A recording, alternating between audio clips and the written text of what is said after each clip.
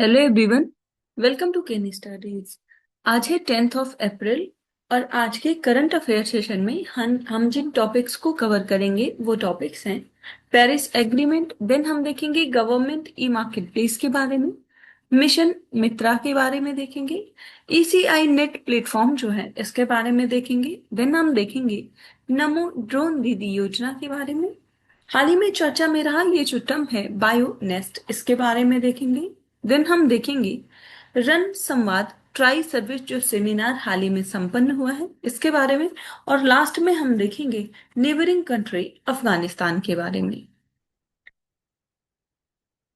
शुरू करते हैं आज का करंट अफेयर सेशन। ये रहा आज का first question.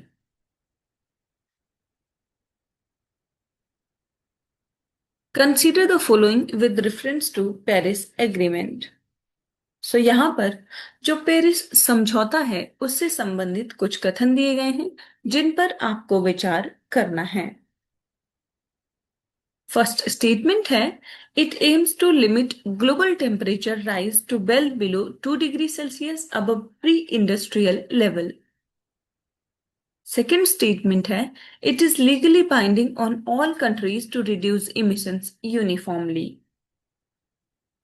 And third, it follows a bottom-up approach through nationally determined contributions.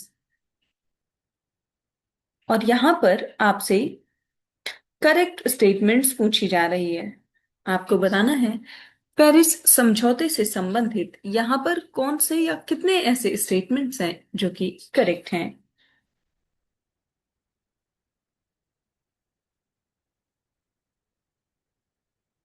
और इस क्वेश्चन में आपका करेक्ट ऑप्शन हो जाएगा ऑप्शन बी। यहाँ पर केवल दो ही स्टेटमेंट्स करेक्ट हैं और वो स्टेटमेंट्स हैं फर्स्ट और थर्ड। सेकेंड स्टेटमेंट यहाँ पर इनकरेक्ट है क्योंकि ये जो अग्रीमेंट है it is not uniformly binding on emissions cut. Countries जो है वो अपने आप से एक टारगेट सेट करेंगी। आप यहाँ डिटेल में देख सकते हैं। Paris Agreement sets a global temperature goal and aims to keep warming well below 2 degrees Celsius above pre-industrial level. Also pursue efforts to limit warming to 1.5 degrees Celsius based on scientific consensus on climate risk. This agreement is not uniformly binding on emission cut. Countries set their own targets voluntarily, and legal binding exists mainly in the procedural aspects, not targets. It reflects principle of common but differentiated responsibilities. Countries submit nationally determined contributions. Targets are self-determined, not imposed externally, and it encourages flexibility based on national capabilities and is updated every 5 years for increasing ambition. ये जो Paris agreement है ये एक legally binding global climate agreement है adopted in 2015 under the United Nations framework convention on climate change. It replaced the Kyoto Protocol, expanding climate responsibility to all countries. ये जो Paris agreement है ये follow करता है अ 5 year cycle of progressively stronger climate action by countries. Every 5 years countries submit updated nationally determined contributions outlining plans for emission reduction and climate resilience. बढ़ते हैं next question की ओर।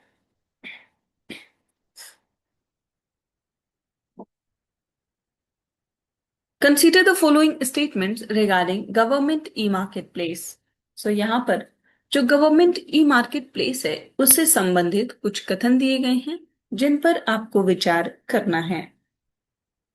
First statement है, it is India's national public procurement portal launched by the ministry of commerce and industry. And second, it is fully digital and cashless platform that offers an end-to-end solution for all government buyers and sellers. और यहाँ पर आपसे correct statements पूछी जा रही है। आपको बताना है सरकारी ई मार्केट प्लेस से संबंधित यहाँ पर कौन से ऐसे स्टेटमेंट्स हैं जो कि करेक्ट हैं।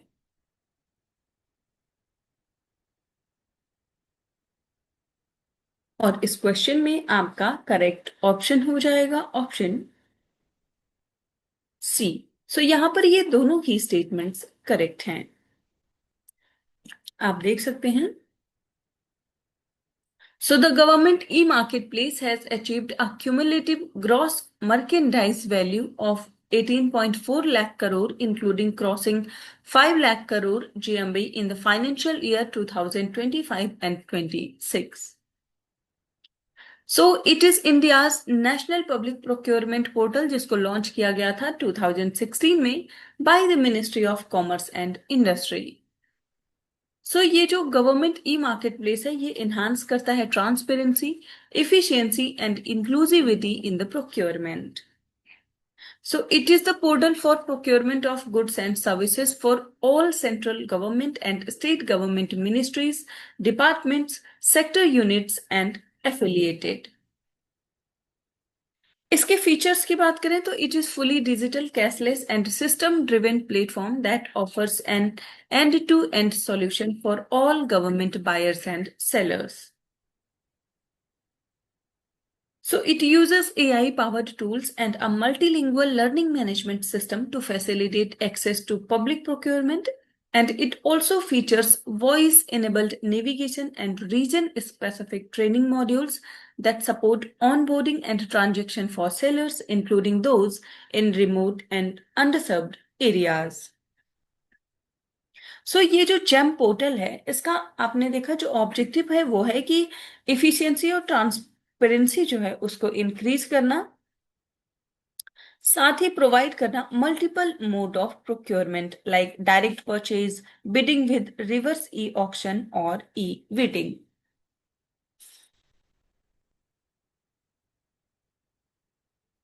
बढ़ते हैं नेक्स्ट क्वेश्चन की ओर।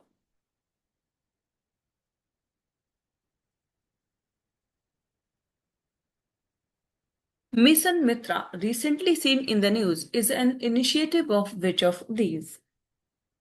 यहां पर आपसे पूछा जा रहा है हाल ही में खबरों में रही जो मिशन मित्रा है वो निम्नलिखित संस्थाओं में से किसकी पहल है।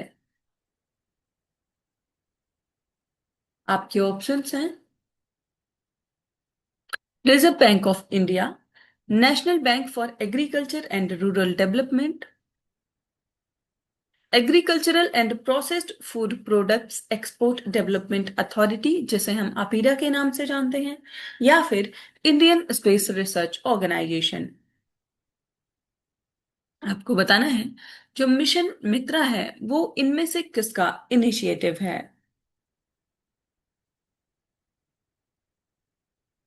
और इस क्वेश्चन में आपका करेक्ट ऑप्शन हो जाएगा ऑप्शन डी। ये इनिशिएटिव है यानी कि मिशन है इसरो का। आप देख सकते हैं Recently, the Indian Space Research Organization launched the mission Mitra in Ladakh to test mental physical strength of astronauts. यहाँ पर मिशन मित्रा में मित्रा का जो फुल फॉर्म है वो है mapping of interoperable trades and response assessment, and it is first of its kind team behavioral study designed by ISRO and IAF Institute of Aerospace Medicine. ये जो मिशन है इसका ऑब्जेक्टिव है to examine the psychological, physiological and operational dynamics of crew and ground teams functioning in the high altitude environment. It is being conducted in the rugged high altitude terrain of the Leh Ladakh. Ladakh is known for its freezing temperatures, low oxygen level and isolation. Ladakh is an ideal terrestrial analog for space-like conditions.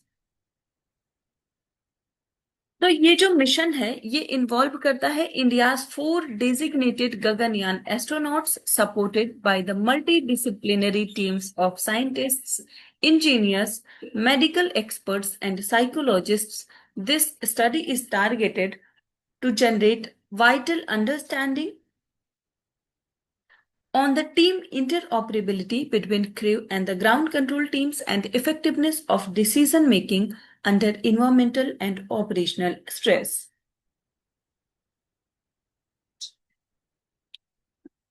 ये जो mission है इसकी significance की बात करें तो the findings will play a vital role in shaping India's future human space flight missions, specially those involving longer durations in orbit और beyond. आप ध्यान रखेंगे हाल ही में न्यूज में रहा ये जो मिशन मित्रा है ये संबंधित है इसरो से। टेक्सटाइल पार्क वाला जो इनिशिएटिव है मित्रा उससे आप कंफ्यूज नहीं करेंगे। बढ़ते हैं नेक्स्ट क्वेश्चन की ओर।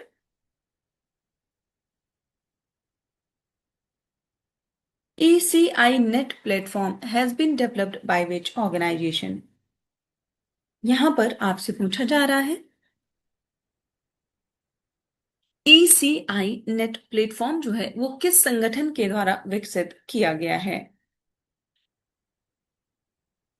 आपके ऑप्शंस हैं ministry of electronics and information technology, election commission of India, नीति आयोग या फिर national informatics centre.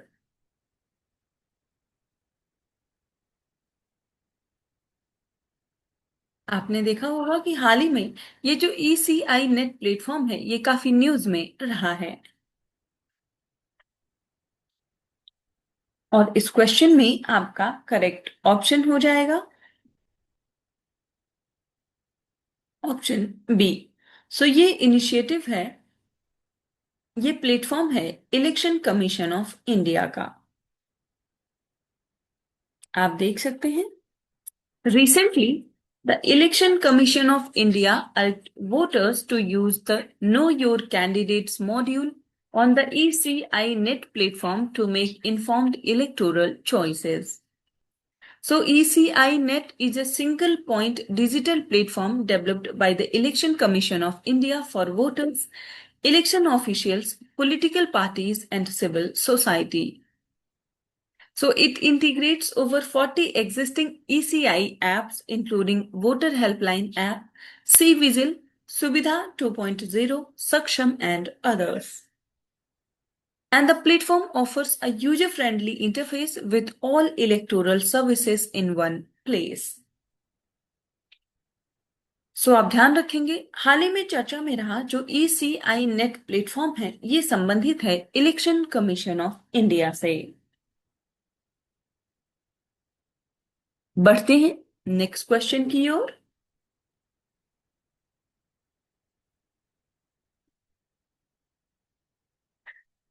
Which state has the highest number of women self-help groups trained as drone pilots under the Namo Drone Didi Yojana as of April 2026? यहां पर आपसे पूछा जा रहा है अप्रैल 2026 तक जो नमो ड्रोन दीदी योजना है उसके तहत ड्रोन पायलट के रूप में प्रशिक्षित महिला स्वयं सहायता समूहों की जो सबसे अधिक संख्या है वो कहां पर है। आपके ऑप्शंस हैं कर्नाटका, महाराष्ट्र, केरला या फिर तमिलनाडु।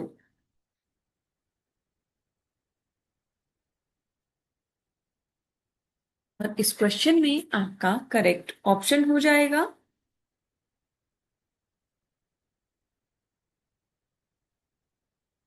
Option A. ये है कर्नाटका में। आप देख सकते हैं Karnataka has recorded the highest number of women self-help groups trained as drone pilots under the Namo Drone Didi Yojana. ये जो स्कीम है ये एक सेंट्रल सेक्टर इनिशिएटिव है aimed at empowering women-led self-help groups under the Deen Dayal Antyodaya Yojana National Rural Livelihood Mission by providing drone technology for agricultural services. It aims to enable self-help groups to provide drone rental services to farmers mainly for spraying liquid fertilizers and pesticides. So around 15,000 drones will be distributed to selected women self-help groups during 2024-25 to 2025 and 26.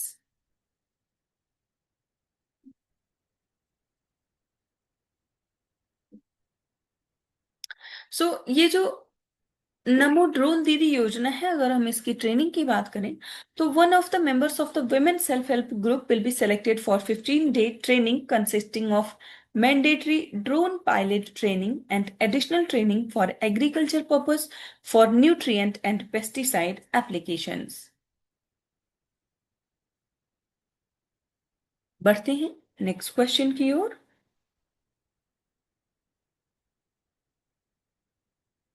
BioNest, recently seen in the news, is initiative of which of these? यहां पर आपसे पूछा जा रहा है, हाल ही में खबरों में रहा जो बायोनेस्ट टर्म है, ये निम्नलिखित में से किसकी एक पहल है? आपके ऑप्शंस हैं Reserve Bank of India, United Nations Environment Programme, NITI Aayog या फिर Biotechnology Industry Research Assistance council.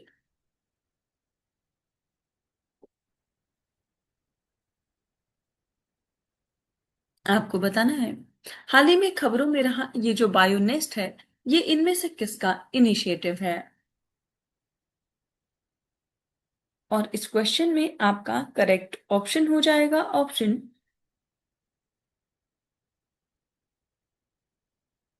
D. ये इनिशिएटिव है biotechnology Industry Research Assistance council का। आप देख सकते हैं, recently the union minister inaugurated biotechnology Industry Research Assistance council Bionest incubation centre at the central food technology and research institute, जो कि स्थित है मैसूरू में।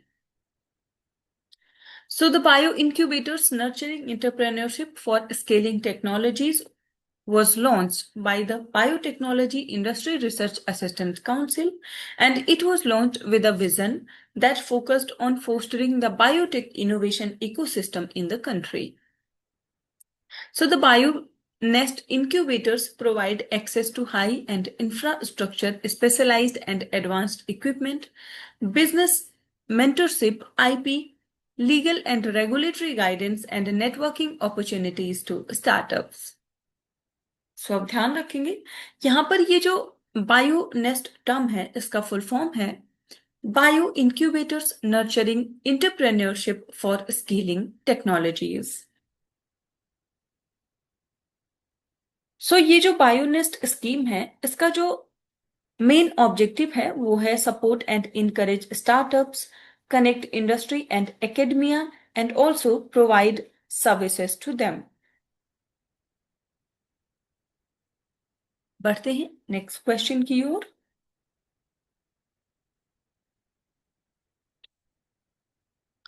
What is the designated theme for the Run Samvad Tri-Service Seminar held in April 2026 at Bengaluru?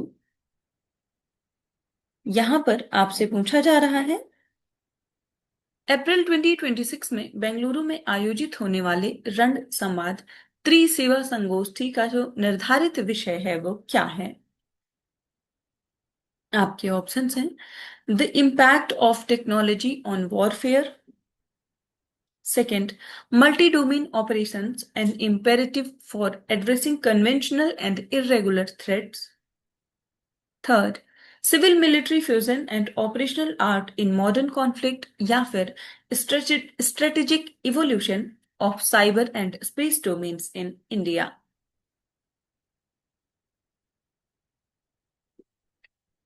Bengaluru में आयोजित जो रण संवाद त्रिसेवा संगोष्ठी है, उसका विषय रहा है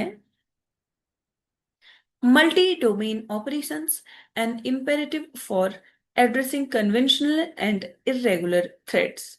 यहां पर आपका सेकंड स्टेटमेंट करेक्ट हो जाता है।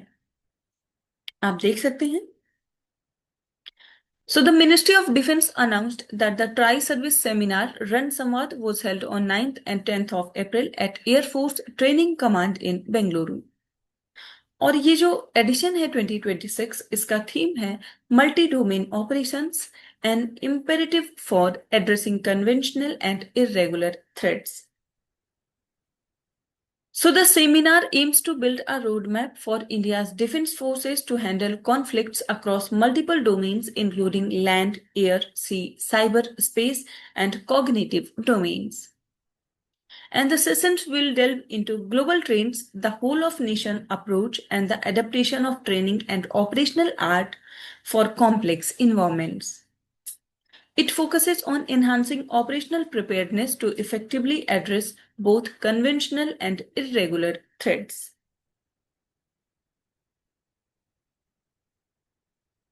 बढ़ते हैं नेक्स्ट क्वेश्चन की ओर. Consider the following statements regarding Afghanistan.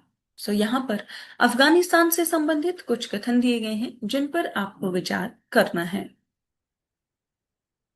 First statement है, it is a land locked mountainous country of Asia. Second, it shares its border with Iran and Russia. और यहां पर आपसे करेक्ट स्टेटमेंट्स पूछी जा रही है. आपको बताना है अफगानिस्तान से संबंधित यहां पर कौन से ऐसे स्टेटमेंट्स हैं जो कि करेक्ट हैं.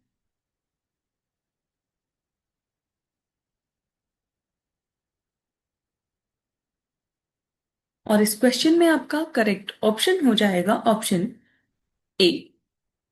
सो यहां पर केवल फर्स्ट स्टेटमेंट आपका करेक्ट है जबकि सेकंड इनकरेक्ट है.